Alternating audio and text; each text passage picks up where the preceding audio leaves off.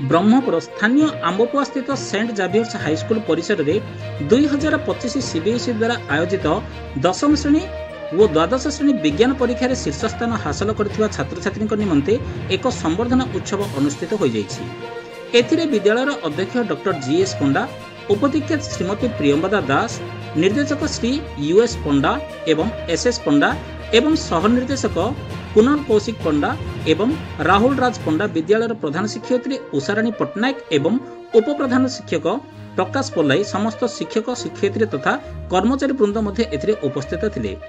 10वीं श्रेणी छात्री प्रजक्ता पंडा सर्वाधिक 549 मार्क रखी 92% हासिल करथिबा बेले बी सरल सेनापति 90%, अर्चिता पात्र 90%, आद्याशा दलाई 89% एवं आलिशा नायक 89% रखिछन्ति। विद्यालयर द्वादश श्रेणी विज्ञान विभाग छात्री कीर्ति सामंतराय सर्वाधिक 575 मार्क रखी 96% हासिल कर कृतित्व अर्जन करिछन्ति।